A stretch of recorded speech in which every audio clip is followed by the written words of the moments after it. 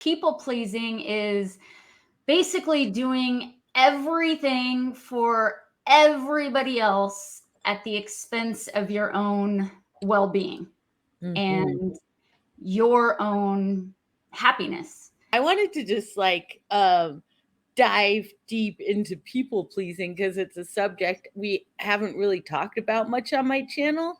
But I Oh, think that, especially given the time of year that it is, it would be really good to get it out there. yes. Maybe people will be less unhappy around the holidays if they watch this, right? Yeah. No, definitely. I mean, and just in life in general, my life has changed in such dramatic ways from when I was really, I even use the word addicted to it Hmm. because I felt like I truly was addicted to people pleasing. And now that I'm not stuck in that prison anymore, because it really is like a prison, Hmm. I just feel so free and more joyful, more just relaxed, and I'm not as tired or burnt out as Hmm. I used to be when I was trying my best to make everybody happy, everybody except for myself, which is crazy. Yeah. Yeah. Well, I came at by it honestly, like my mom was like a serious alcoholic, drug addict, workaholic, like, yeah.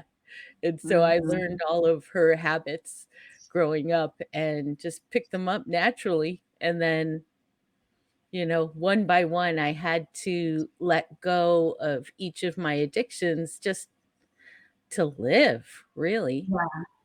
They were Yeah. killing me, you know? Right. And that's a huge thing with people pleasing is actually identifying and healing those emotional wounds that we have inside of us from our childhood, from how we were raised, our adolescence. We'll carry that stuff with us, and a lot of times it's subconscious or unconscious. We don't even really know that we're living from that space until we develop this awareness, like, oh my goodness, I'm carrying on the same patterns, I'm doing the same things, and then we can stop doing that as soon as we have the awareness. And there's some other tools, obviously, that we can implement, but awareness is the first step, because if we don't even know that we're people pleasing and we just think that we're being nice and doing, I'm just a nice person. I remember just thinking, I'm just a nice person. I'm just nice. And there are certain things that we do that, yeah, we're nice. We want to be helpful, but to what extreme? Yeah. Like if it's so helpful to everybody else, but you're not taking care of yourself, something's totally wrong there. Exactly, exactly. But let me back up and welcome you, and then we'll get All right. deep into people pleasing. Yes, sounds good. Oh, first, let me share your channel. Hold on. This is Janice Burt, aka Spanish Janice, from the Janice Burt channel. Well, I love it says that this channel is meant to bring light and encouragement to others who are struggling with overwhelming fear, low self worth, devastating loss, heartbreak, anxiety, depression, and feelings of not good enough. I know all of these struggles much too well, and my goal is to make each of us feel less alone. We're better together. Oh, heck yeah, we are. Yes. And that's why when I saw your TED Talk, I was like, I need to have Janice on Hopeful Tribe so she can spread some hope. And in particular, what I really wanted to talk to you about today was people pleasing, because that's what the TED Talk was about. And I was really impressed with how clearly you spoke about it. Um, One of the things that really impressed me about your TED Talk was how clearly you defined people pleasing. And so I wonder if you can do that again for Hopeful Tribe. Oh my gosh. Well, people pleasing is basically doing everything for everybody else at the expense of your own well-being Mm-hmm. and your own happiness.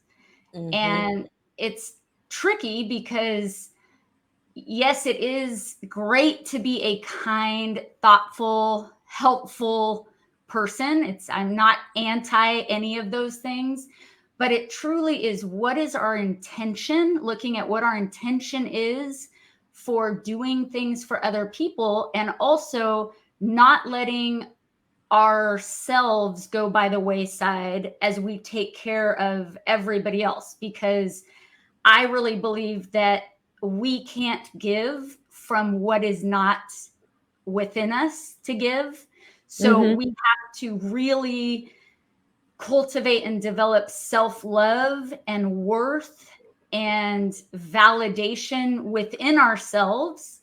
And then when we're filled up that way, oh my gosh, the way we could be helpful and kind and truly love people is remarkable. And that's where we want our help and our kindness to come from, is from Mm-hmm. that place of just like overflow. Mm-hmm. Yeah, no, I'm 100% with you. I think one of the most dangerous things about people pleasing is that it doesn't just keep us from our happiness, it can actually severely hurt our health. So Mm. I Yep. had an extreme kind of people pleasing that some people call codependency. And I would do things for other people at the expense of my own physical health Yeah. and landed in the emergency room over and over again. It took Yes. me a long time to recover from this people pleasing thing. Wow. I mean, Yeah. that's intense. And I know a lot of people do struggle with burnout. That's why there are a lot of burnout coaches out there and books that Hmm. talk about burnout, because it's like when you're giving and giving and giving and you're not filling yourself up, you land in the emergency room, or Hmm. you have to get maybe some psychological help and different things like that, because it's a burden that we're not meant, I don't think, to carry. Yeah. Yeah. When did you first identify that you had a problem with people pleasing?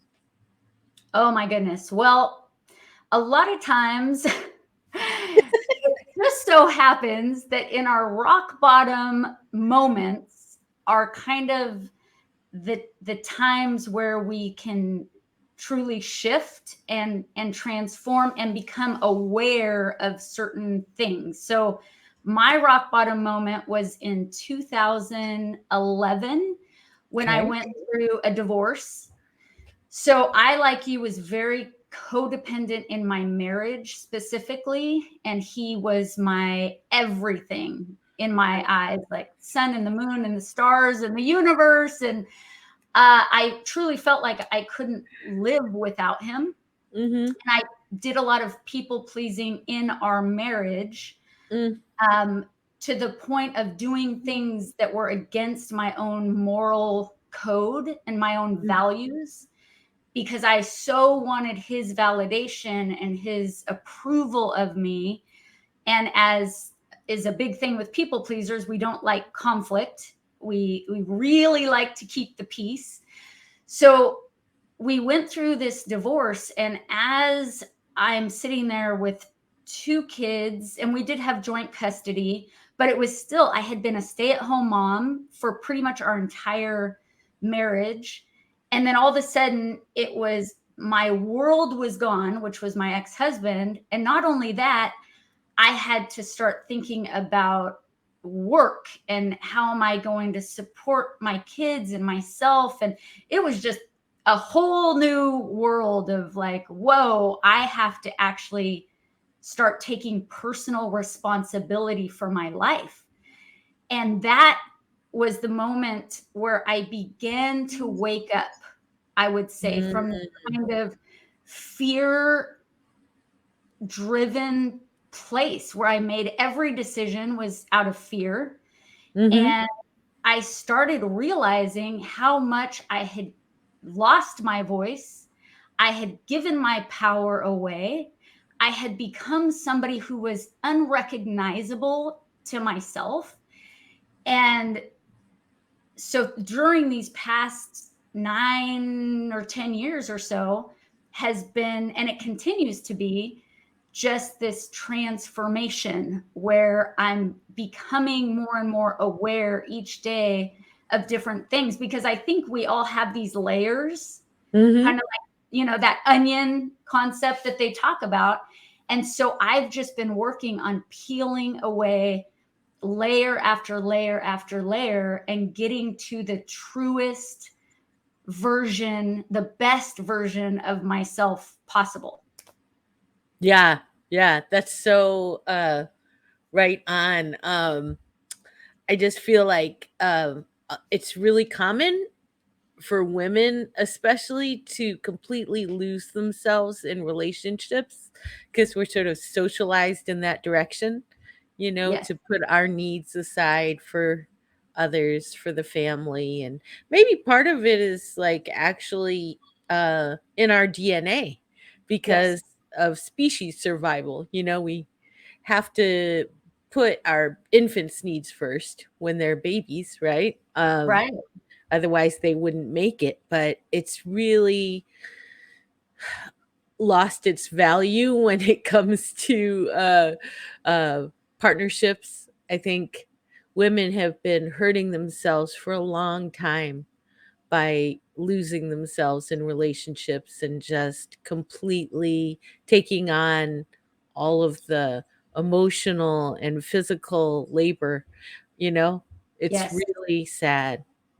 I agree. I agree. And yeah, there is, I believe, this nurturing part of us that I love, and I don't Mhm. want to lose that. It's not like saying, like I said, it's not that we don't want to be nurturing and loving and kind, but it's really knowing what our intentions are and having the awareness of that. So, not doing it because I feel so bad about myself that I need to get your love this way. I need to Mhm. earn your love. I need to earn your validation and your approval. That's where we really have to dig deep within and do a lot of reflection. And again, in our society, the whole concept of kind of sitting still and doing this reflection is doesn't happen all that much. We're a very go go go, busy on the run type of society. And so part of what's really helped me is to, even though it's uncomfortable and sometimes like really actually painful emotionally, is to sit in stillness and in quiet with myself. And whether that be meditating or praying or however it is that you like to do that, or just getting in tune with your breath, there's something so valuable about taking that time. And I say it is hard if you're not used to it. So I'm always like, hey, 5 minutes a day, just 5 minutes. Try to Oh sit yeah, with your eyes closed. I 100% agree. Reflection is so necessary, and even just sitting in silence is revolutionary, right? Because we live in this super consumerist, materialistic world where we're just supposed to keep going like robots 24/7, right? but but I think that for a lot of people, a minute is a better starting point because 5 can just feel so overwhelming. True. I No, don't that's I don't true. think that a lot of people realize how long 5 minutes is when you're just quiet. Yeah, that's true. And then just, start with 1 minute, do that Mhm. until it feels semi okay for you, and then tack on one more minute. And then Yeah, just, yeah, I'm all about baby steps. yeah. It's okay. And if silence is too triggering for you, try putting some meditation music on, something quiet, not too jarring, you know. Yes. Um, I find that a lot of people who can't do the silence can sit with a little bit of background music on. Mhm. Yeah, or a mantra that you repeat in your Mhm. head, and that's what you're focusing on. And there's a lot of different ways to kind of sit by yourself, but I think it's really important to at least start exploring that, because transformation and that type of thing kind of happens with this reflection, this internal reflecting on our lives, and with the help of possibly a professional. I've seen so many different types of therapists and done a lot of different types of therapy. So Mhm. I'm a huge Me too. proponent of, yeah, of doing that sort of thing to help you uh, really hone in and dig deeper with the help of someone else. Yeah. Yeah. I did 24 years of therapy altogether. And I'm a big advocate for therapy, life coaching, spiritual counseling, whatever works best for you. Yes. Um, just find somebody that's a good fit and Right. give it a try, because Yeah. I feel like it helped me so much. And also, uh, I've done even more spiritual work than that, and I continue to. And I think that that can have a huge impact too on your Definitely. feelings of self worth and self love and Yes. all that good stuff. Definitely. In fact, I Yeah. feel like my mental health is really an indicator of how well connected I am spiritually. Hmm. You know, as Yeah. long as I have a good connection, I'm good. You know, Yes. I'm not upset about anything. I'm grateful for everything. All is well, right? But if my Totally. spiritual connection's shaky, then I start to have problems. Right. Right. Yeah. That connection to something deeper than yourself, and that uh, peace that you don't quite understand, but that all of a sudden, even amidst things that are really hard, I feel like there have been so many times where I've been given just this sense of complete peace that I go, where's that coming from? Because with all the things going on, you would think I would not be in that peaceful state. So I truly believe that's a gift. And one other thing, as far as the monkey mind that has helped me, Mhm. is somebody told me this analogy once that I love. So anytime, because I'm a big ruminator, where I Ugh. will just, one thought leads to another, which is the concept of the monkey mind, where the monkeys swing from branch to branch. And it's like our thoughts go this way, and then it goes to this. And then pretty soon we are so depressed, we're so anxious, we're all of these things based on one thought that happened that we continue to let spiral. So, Mhm. what's really helped me is this analogy of, imagine that you're sitting at a train station and you're just on the bench. And your job is to sit on the bench and just watch the trains come into the station and then the trains leave the station. So you're Mhm. sitting on the bench. Here comes a train. You watch it, you're aware of it, and then you watch it leave. Well, the trains are like our thoughts. And so, if we can, like when we're sitting in meditation or sitting in stillness, we can become aware of the thought and notice the thought, obviously, because we're bombarded with, I don't know what the number is, but thousands of thoughts every single day. I think it's So, like when, 70,000. is that what it is? Yeah, yeah. That's what the It's something scientists say. crazy. It's crazy. That's a lot, and Right? sometimes we have so many thoughts that we attach to them as Mhm. though we are our thoughts. Mhm. But if we sit on that bench in the train station and recognize this is a thought that I'm having, but instead of getting up off my bench and climbing onto that train and letting that train take me to another stop, to a different place that I don't want to be, I'm Right. just gonna sit here. I'm going to notice and be aware of the thought, and then I'm going to let that thought go. I'm not going to cling to it. I'm Yeah. not going to get on and attach myself to it.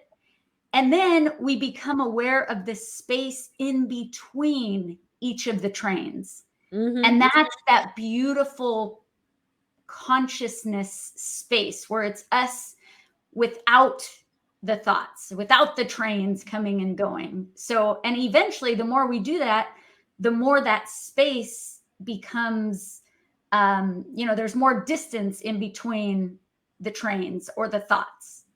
Yes. So, that's just, And it was and an analogy I loved. oh yeah, it's a great analogy, and I want to tell people that this all takes a lot of practice. Watching Yes. the trains come and go, that's probably not going to happen the first time you sit down and observe your thoughts. It's probably not.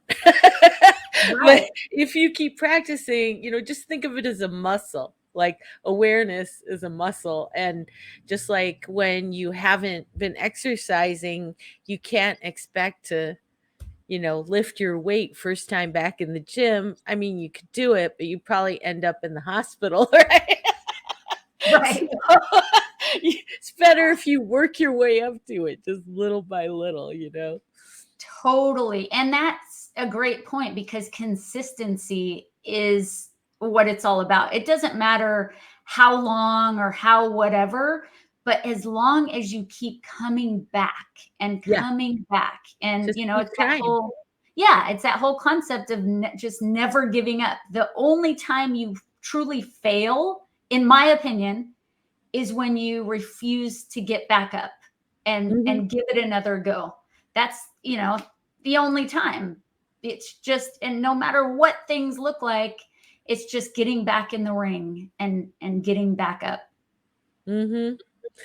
Oh, another thing you did in your TED Talk that I thought was so awesome was that you help people. You had a little assessment to help people figure out if they're a people pleaser or not. So I made little banners so that people can play along with us to find out if they're a people pleaser. Okay, people ready? All right. Do you have difficulty saying no and setting boundaries?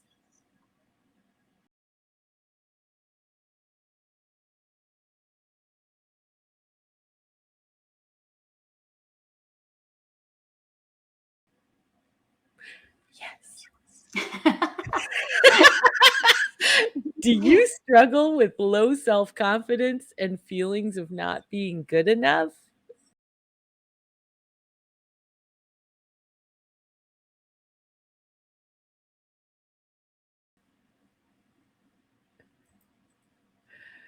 Do you agree with people simply to not rock the boat or not have conflict?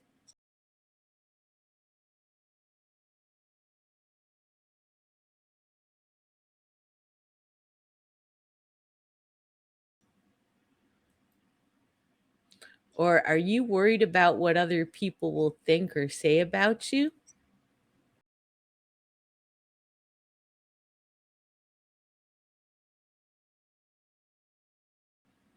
If any of these are true, you might be a people pleaser. Mm-mm-mm. Which was the thing that you first identified in yourself as a people pleasing tendency? Which of these things? um I think the not saying no and setting boundaries, Mm, that was just a really big one, especially when you're saying yes to things that go against your uh, your values, or, you know, what your morals are, your moral code. And, you know, that's different for everybody, but just assessing what yours are.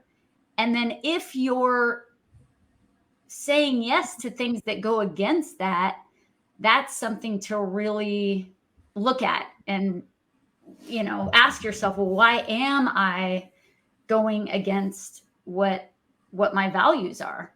So for me, it was really hard to say no.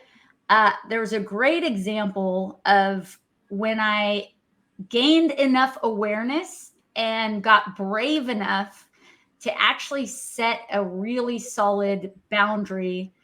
Was it was after my divorce by probably like 4 years. I had already been divorced, and I wanted to go on the Camino de Santiago, which I don't know if you've heard of it. It's a pilgrimage in Spain. Mm-hmm. So I was going to go.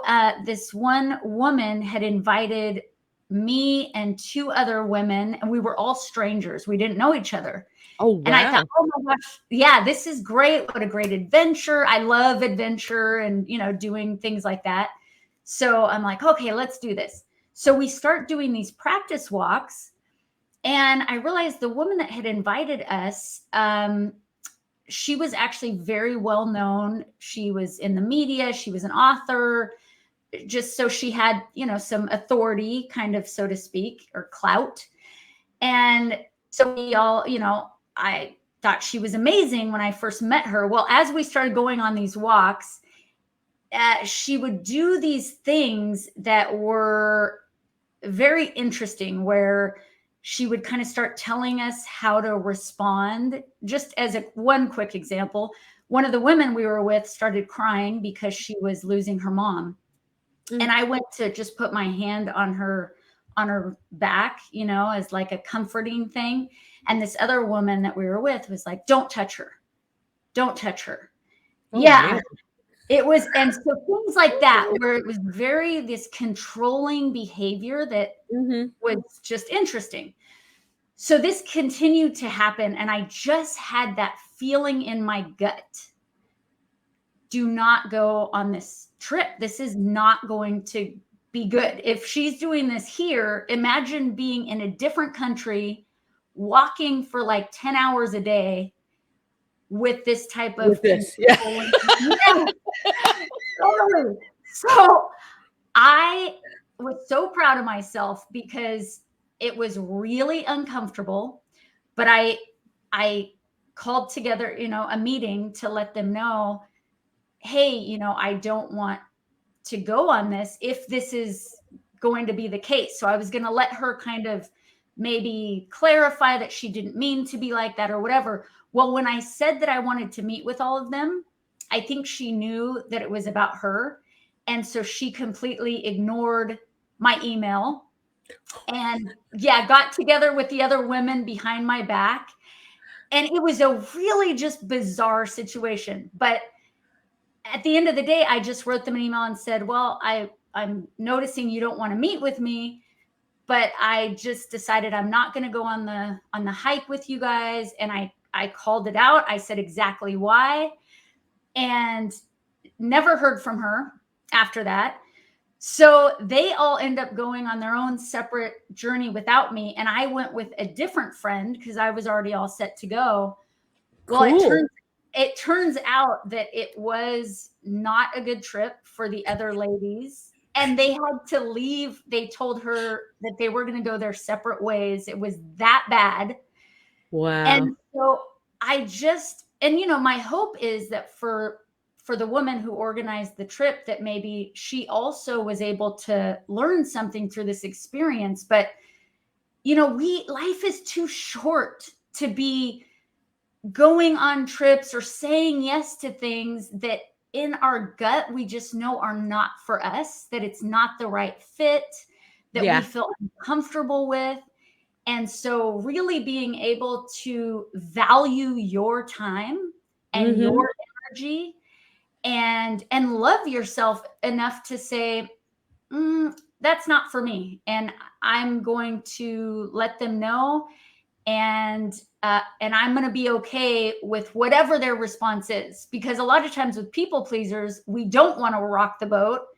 We think that if they're upset with us, that's like the worst thing in the world, because we're looking for their validation to feel good about ourselves. But when we develop enough self-love and we value and love ourselves, then it's okay. I mean, it can still be uncomfortable, but it doesn't mean that we're, less than or bad people or any of that. It actually means that we're looking out for ourselves. Mm-hmm. Yeah. And like you said earlier, it's about freedom, Yes. It's about being free to make the choices that we want to make, not being imprisoned by other people's feelings about us. Yes. We don't, Totally. when we love ourselves and we don't need other people to feel good about ourselves, and we don't have to be with anyone. Right. Right. If when we're when with I someone, when it's I was like, oh, go ahead. oh, I was gonna say, when I was young, I had a lot of friends, like a ton of friends, right? And I've always been really social, so I just thought, that was normal to have lots of friends. And then one day, when I was 31, I lost everything, like everything overnight. I had a business, a home, everything I lost in 24 hours, and they all disappeared. Mm, They all disappeared. Nobody had time for me. Nobody offered me a space on their floor. I was wow. like devastated. And I realized after that I, because I was so codependent, I was always attracting these people who just needed me for various reasons. Um, but nobody was really looking out for me, you know? So when I lost everything, they couldn't be there, right? Right. And so when I started to rebuild my life, I started making really different relationship choices, and just being very mindful of how many people I let into my inner circle that were there because they had a high need, you know? In fact, over the years, that number keeps getting lower and lower. Like at this point in my 50s, I'm allowed to have one high need friend. That's it. That's One. great. Okay. I may, and if you're watching this, yes, it's you. You're the high need friend. Oh my gosh. I Yeah, love yeah. that though. I love that you were able to do that in your life. And because you're right, we attract, right? So if you're codependent, then you're attracting these people and it keeps us in this dynamic. And so it's so neat that you were able to realize, like, oh, hey, I need to be careful with who I surround myself with, and be more selective on that level. But also you were probably changing and growing in your own self-love, Mhm. and so you naturally then will attract different people, and then the relationships become kind of like the cherry on top. It's Yeah. great, but we're not dependent on them. We don't Yes. need them to exist and to actually have a great, happy, peaceful, free life. Yeah. So that's Yeah. awesome. Freedom is my highest value at this point, Yes. for sure. Oh my gosh. Oh, another thing I thought was so cool in your talk was you addressed the self-righteousness behind people pleasing. You want to Yes. talk about that a little bit? Well, yeah, before I had the awareness of what I was actually doing, I really was like, oh my gosh, I'm this amazing person who is so sacrificial that I will just do anything for anybody. And I did. I felt this level of self righteousness and, look at me and look at how amazing I am that I will drop every single thing for Mm-hmm. everybody that needs me or asks me to. Yeah. And yeah, it was afterwards that I realized, oh my gosh, I was actually unintentionally, but still, I was unintentionally lying and manipulating people to feel good about myself, to Mm-hmm. be validated, to fill that void of not feeling like I was good enough. So for all of my blaming and pointing at people being liars and manipulators, um, because my dad lived a double life when I was younger and lied about a lot of Oh, that. yeah. You talked about that in the talk too. Yes. Wow. So, and my ex-husband had lied about some things. So Oh. I was so busy blaming and finger pointing and that I failed to look within myself and go, wait a minute, I Mm-hmm. am also lying and manipulating to get something. And it's not because I'm such a great person, it's because I have such a huge void inside Mm-hmm. that I'm trying to get people to love me. I'm trying to get people to approve of me, to like me, to belong. Well, Um, that's what all the addictions are about, really, is to yeah, fill that void, you know? exactly. It doesn't matter whether it's people pleasing or food or drugs. It's just all trying to fill that void. Yep. And it's trying to escape the pain. And so one thing that I truly believe that I think is might be a little bit unpopular, but I Go ahead, I say it. but I'm gonna say it anyway, is that pain is there to show us something. And so Mm, instead of running from it and numbing ourselves and trying to have nothing to do with that emotional pain, what if we kind of got curious about it, leaned into it a little bit, and actually listened to what that pain is trying to show us? Because the pain, I think it's Rumi that says, these pains that you feel are messengers. Listen mm, to them. And mm, there's mm, mm. something, you know, really hard about wanting to sit with our pain, but I feel like it's really transformative when we, little by little, obviously, we don't want to overwhelm ourselves. There are a lot of truly painful things that happen to people and to us in our past, and trauma. Um, and that's why therapists are a good idea to walk through some of these harder things. Mhm. But to really maybe reframe pain as like, oh, it's a messenger. So instead of trying to just numb myself and like make it go away. Well, what is it telling me? That's the reframe. Mhm. Mhm. Yeah. Yeah, I think that's really real. Like and also I see why you said it was unpopular. Most people in America don't wanna feel pain, you know? Nope. They'll Nope. take But a million pills before they feel pain, you know? I know, but that is a level of pain. So in my mind, there's like two different types of pain, and you kind of have to choose which one, because numbing yourself to pain eventually is going to produce more pain. I mean, it just is. But I liken it to, because you mentioned the gym.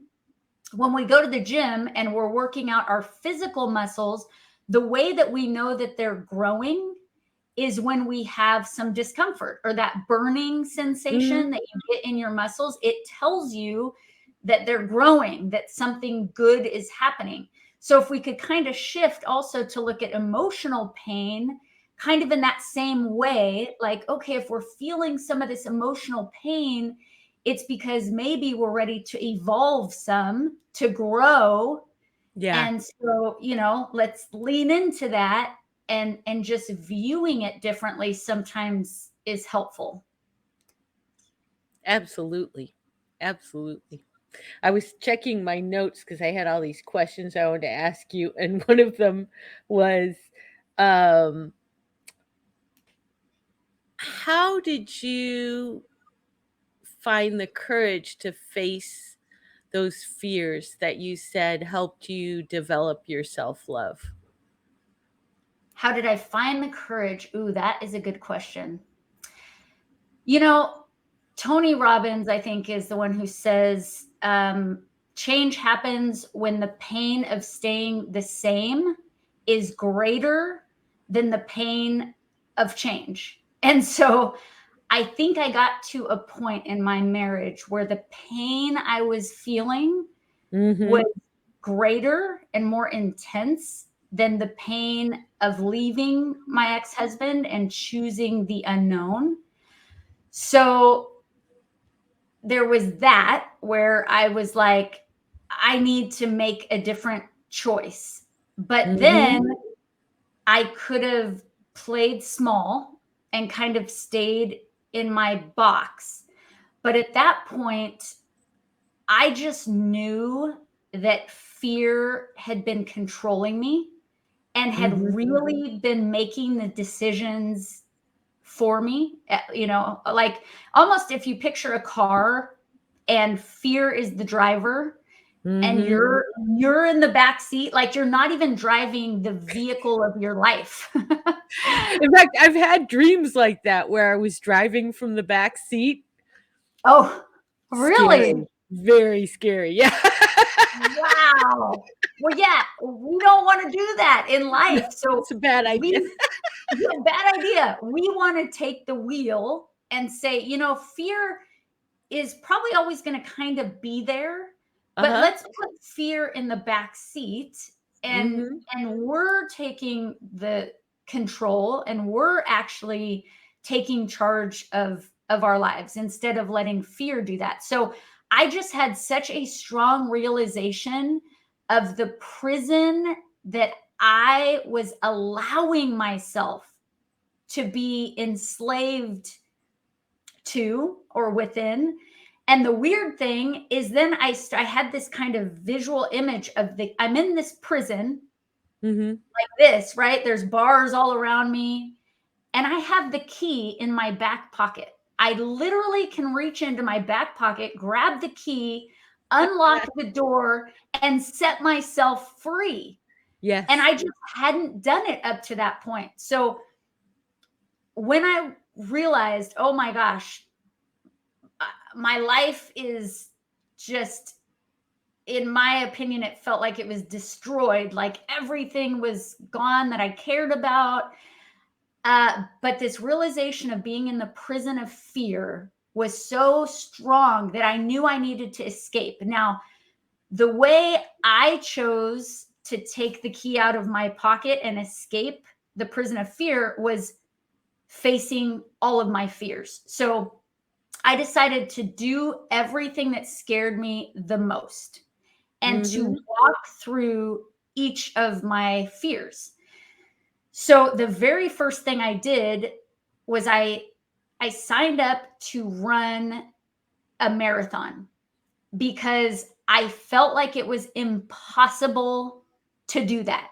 I I would see people running all these miles, and I would run around the block and feel like I was going to faint, like, oh my gosh, how do people do that? It just seemed impossible. But because so many people do it every year, and people that are, have different disabilities, are much older than I am, all these people run marathons. So then I'm thinking, well, maybe if I train for it, maybe I can do something that I think is impossible to do. But that was a big fear, because what if I can't make it? Like, what if I literally can't finish? And so that's scary. But to me, here's what happened is I decided that walking through my fears was the most important thing. So it didn't matter what the result was. Mm-hmm. The only thing that mattered was that I was proving to myself that fear could not hold me back anymore, that I was going to take charge of my life.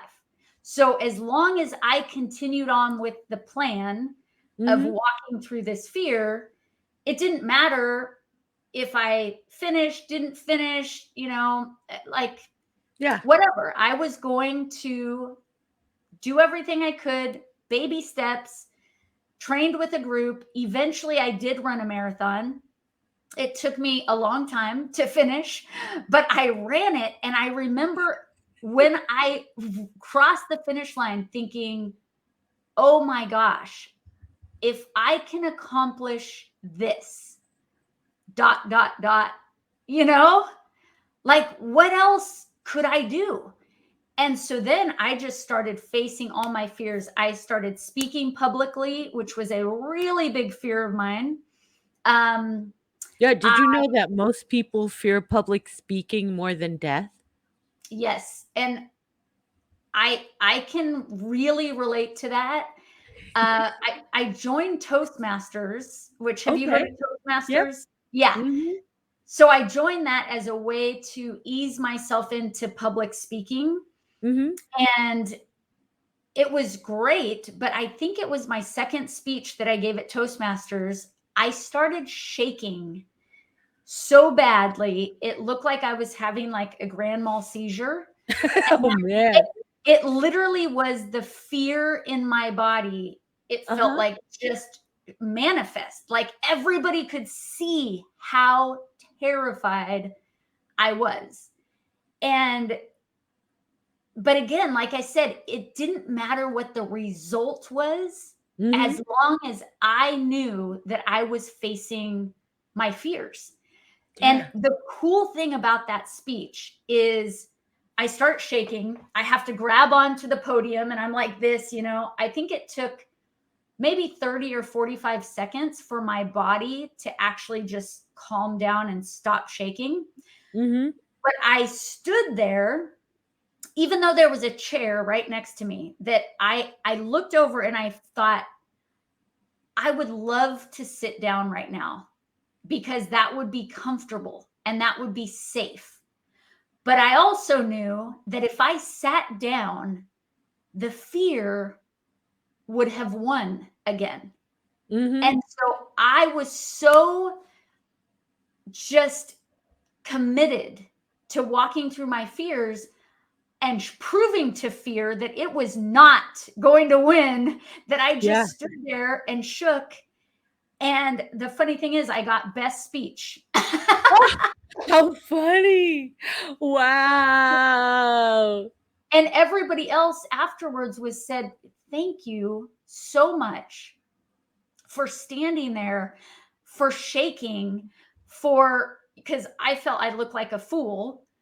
But they said, that just encourages me to do hard things and to walk Mhm. through the fear. And people were like, I sweat when I speak profusely, or I stutter, and everybody started sharing their vulnerabilities around public speaking, and it unified all of us. And it was just beautiful. And that was all because it wasn't perfect. Like there's Yeah. too much of this need for perfectionism. And Mhm. it's like, if we could all just be authentic, Mhm. be who we truly are, Yeah. um, that's That would be enough, right? that's enough. It is more than enough. It's beautiful. And Yeah. that's, yeah, I love authenticity. That is so cool. I love that story. Yeah, I think a lot of people think that courageous people are just courageous, but courageous people are just people who are willing to do things even though it scares the piss out of them, you know? Yes. I remember leaving my first husband when my babies were 2 months and 15 months old. Okay. Oh, And I knew I was walking into single parenthood. I was junior in college. I didn't know how we were going to get through, you know? But I wow. knew that I really just needed to do it just for my safety, for my kids' safety. I needed to just go and trust, that it would be okay. And I mean, obviously, turned out fine, but I remember being terrified when I was, Right. you Oh, know, 21 with 2 babies in college. I was like, how the heck am I gonna do this? And I remember like 3 months into that journey, I in the middle of the night had the worst panic attack. It mm, like all hit me that night, the yeah. enormity of what I had done, and I was like, "Oh my god." I have another 18 years of this at least, Oh my goodness. But that's so brave, and there right? is, yeah, there's something uh, like we don't have to be perfect. We don't have to have it all figured out, but to have that level of courage and bravery and doing what you truly intuitively felt like is the right thing for you and for your kids is just amazing. I mean, I love when people are brave and courageous, which is what that is and was. Yeah, but it didn't mean that I wasn't scared. I was so scared, Exactly. you know? Yeah, I mean, I'm pretty sure I was shaking as I was packing. totally. But it's that being that scared and doing it anyway and Yeah. being brave through it. Mhm. Yeah, that's what it's about, and if you can keep doing those kind of things throughout your life as you get older, things aren't so scary anymore, you know? Yes. Yes, it's true. It is true. And uh, yeah, especially as I've progressed down this path and have done all these different things. So after the Toastmasters thing, a couple years later, I ended up competing in a public speaking competition in front of 900 people Wow. on the stage. And yes, I was scared for sure, but it wasn't to the level as I had been when Yes. I first started speaking. So you're right, just like how we practice awareness and how we practice these with our thoughts, just to not jump onto the train. Those are all practicing, like we have to practice these things. Mhm. It's the same thing with fear and walking through fear is we get enough practice and we're still going to feel it, but it's not going to be nearly as like, oh my gosh, that level of fear. Yeah. It gets so much easier with practice, and, Yes. I just wanna really thank you for being here and sharing, at the level that you're sharing, because a lot of people, they don't wanna talk about those moments in their lives when they were shaking and they were scared, so I really appreciate that. Well, I think because I grew up with myself being inauthentic as far as the people pleasing, saying one thing, but really not wanting to say that, and that level of inauthenticity that now I want my superpower to be authenticity and vulnerability. And this is what you see is what you get. I Yeah. don't, no hidden agendas, no covering up and trying to be perfect and different things like that. Just, this is me. And I love authenticity when I see it in other people too. I love when people just show up and, it doesn't have to be perfect. It's just authentic. Exactly. I got a joke for you. Okay. Okay. It's not you, it's me. I have horrible taste in men. Oh my gosh. Okay, got That's another one. Did you great. hear about the codependent who flunked geography? Can you see these? He couldn't distinguish any boundaries. He couldn't distinguish any boundaries. That's right. I Okay. love those. You got another one. Codependency. You might want to think about re-examining when you start referring to your friends as caseload. Oh Okay. my gosh. That's why I only have one. So, what does a codependent have in common with God? They both have a plan for your life. Oh my gosh. That is One more. What's the last thing to happen to a codependent before they die? Someone else's life flashes before their eyes. Oh my gosh. Those are so good and also so sad because that was the life that I was living for so many years. And now I live free from a lot of that stuff. And it's not like I'm perfect. I still have my moments, but being able to have the awareness and to shift these things like self-love and establishing boundaries and awareness and healing emotional wounds, all of those things have just helped me so much. And I'm actually writing a people-pleasing book right now. I'm almost done with it. What's it called? It's called Kicking the People-Pleasing Habit, a 6-step approach. Awesome. And when is this coming out?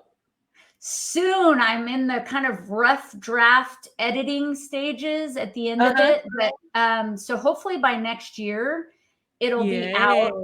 And yeah, my hope is just to give hope to other people that are how I used to be, and let them know that there is this beautiful, exciting, adventurous life out there just waiting for them. And so I give specific tools and different techniques and stories of my life and just different things to encourage people along their own paths. That's awesome. Oh, here's the big question. What gives you hope? Oh my gosh, what gives me hope?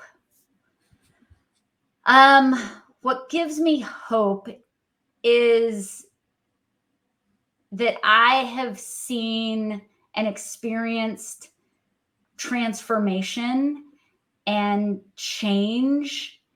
And so I know that that's out there and available for other people.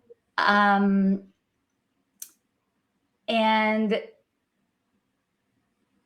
yeah, I am hopeful that I can continue on this path, uncovering layer by layer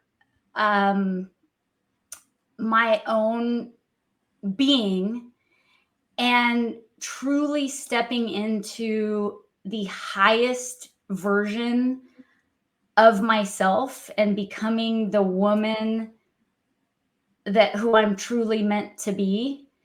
And I am very hopeful that as I continue down this path and I work on myself and I evolve and I spend time in that peace and stillness and work on my spirituality, that I will step more and more into the best version of me. And then to be able to have impact from a good place, from a whole place.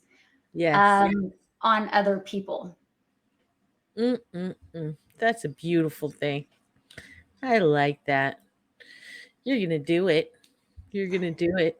I can tell. Oh my gosh. Just so many questions. We could talk for hours, but I know it's Friday and I'm taking a lot of your time. So I'm going to let you go for this time, but I'm going to ask you, will you come back for a part 2 sometime? I would love it. I've loved chatting with Yay! you. And I love what you're Yay! doing. And I just, you're So much such a fun. beautiful soul. So thank you. Thank you. Thank you. I've been having a ball with it. So I'll see you next time. Mwah. Oh my gosh. How cute are you? Copper. Hi. What's his name? Copper. Copper. Oh, what a great name. Isn't he How cute? cute are you? He's like, Oh what are my you doing God. to me, You see Mom? that handsome guy over there? I Look. know. It's like a little love Look. connection. This is online dating. Online doggy dates. Oh my gosh, that's so funny. We could have a thing here.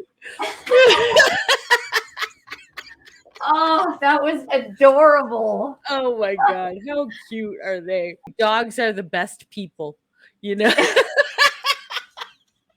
Because they're Dogs just are so the best sweet all people. the time, you know? Elsie. Yes, I know. Oh, I know. You want to lick my face. You so don't want to many talk. kisses. Hmm? So many kisses for Mama. I know. Yeah, she loves it that I work entirely remotely now. So I I'm just bet. home all the time. And You're when I always go there. places, she can come.